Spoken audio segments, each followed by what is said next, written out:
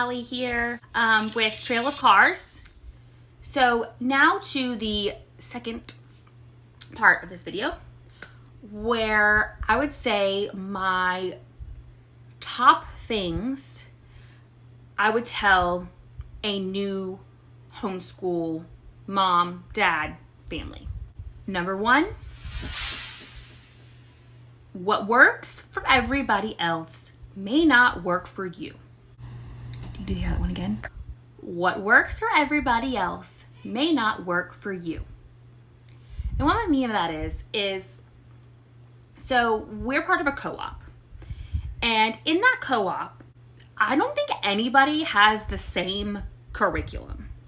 There are co-ops that are curriculum based. Ours is not. And I don't think any of us use the same curriculum. Maybe pieces of some, but you just find what works for your kids. Yeah, we're on our third year now of using The Good and the Beautiful as the spine for my oldest sons. For my younger son, I tried it, and guess what? It didn't work for him. So you know what I did? I just used something else. I think that sometimes we get hung up on, okay, well, it all has to be like this. Or, well, my friend does this, so maybe I should do this. And each kid is different. And you are different from the other homeschoolers you know. And I think it's great to get feedback from others.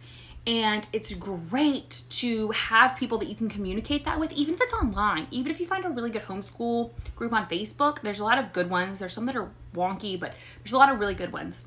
You can get that feedback and see, oh, well, this person didn't like it because it has this, but this person liked it because of that. It gives you a lot of good feedback on what the curriculum is like. And that was one of the hardest things for me to realize is I don't have to do what everybody else is doing. Even if I have this curriculum that I love, I can still tweak it. I can still do something else other than what it says. I can expound on it. I can take some back. Whatever I think is going to work for my kid. And in the end, I think that they're all going to end up beautiful, well-rounded children because as parents, we know what they need. Bottom line. Number two, I think the number one question that is always asked is the S word. Don't say the S word. Don't say the S word. Socialization. How does your kid get socialized? My response to that is always this. We have a harder time opening our books than we do spending time with friends. That's the truth. We are really lucky to live in an area where homeschool is really popular. And there's thousands of homeschoolers. I can only imagine that number is going to grow.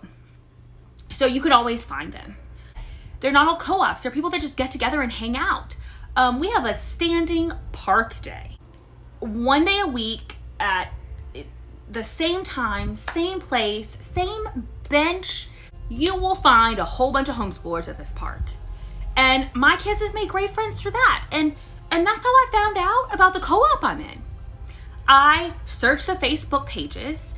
So do that. Search the Facebook pages in your area for your city homeschool. Guarantee you will find something. And if there's not something in your area, you can make one. If you know that there's a few homeschoolers in your area, invite them to come to the park with you. Invite them to come to, heck, Chuck E. Cheese. I know we all hate Chuck E. Cheese, but invite them to come with you. You have a parent to talk to. And homeschool moms, I feel like there's this common bond. Oh, wow. There's more of us. You're one of us. And I think we're really lucky in that. I don't always hear that that's the case, but we have a really great socialization support system. And I do think that you have to work on that a little bit. Even if you do have friends that are not homeschoolers, I think it's really important to maintain those friendships as well. The third thing is that, yes, you can do it. You can. I have to say, I was terrified when we finally decided to pull my son out of school. I suppose that at some point I'll do a little story time about why we initially decided to homeschool. But it's a long story. Ultimately, it was the best decision we've ever made.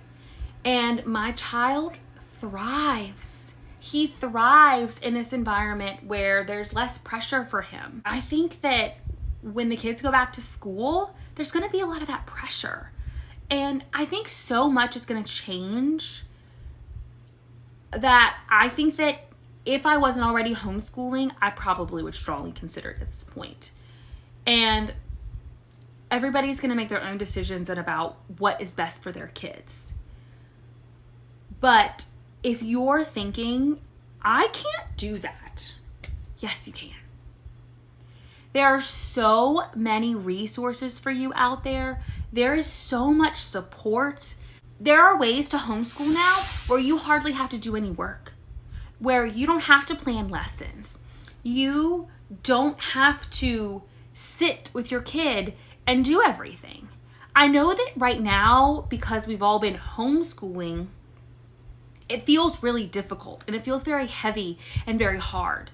But when you're truly homeschooling and you get to choose that curriculum that your child uses, and you get to decide, okay, well, I want my kindergartner to play instead of forcing him to learn sight words, or whatever the case is. You can have that choice, and you can have a choice in your child's education, and you can teach them on their level. If they're just not having it that day, you can go, okay, let's do this part and then go play. Because that's what we know they all need. Just like I said before, they need that imaginative, free play that I feel like kids are not getting these days at all. You can make those choices for your kid. And it's a beautiful thing to know that you're also in charge of their education and you're in charge of their heart. And I think that's something that we lose out on. When you actually make the choice to homeschool, it feels so much different than when you're forced to homeschool. That's what I want you to take away from this, is you do have the choice. You can homeschool. And homeschool is so much better when you're deciding what your kids need. And if you're worried and saying, well, I don't know what they need. Well, the first place I would look is on your state's website. And they will list all the things that they require the kids to know for that grade. And if you're thinking, maybe I will keep them at home, maybe I'll send them back, start there. So you at least know, all right, we need to hit these things. That's a great place to start. Or if you think, okay, we're going to keep doing this for the long haul, it at least gives you an idea. There are great books. There's a great book called Homeschooling Year by Year. It tells you exactly what kids developmentally should be learning in each grade level. It's amazing. And there are those resources everywhere. There are online resources. There's book resources. You can go to Instagram and search tags for grade levels, and you'll find tons of stuff. Teachers Pay Teachers is great. There are free websites where you can homeschool your kids all year long, all through high school, for free.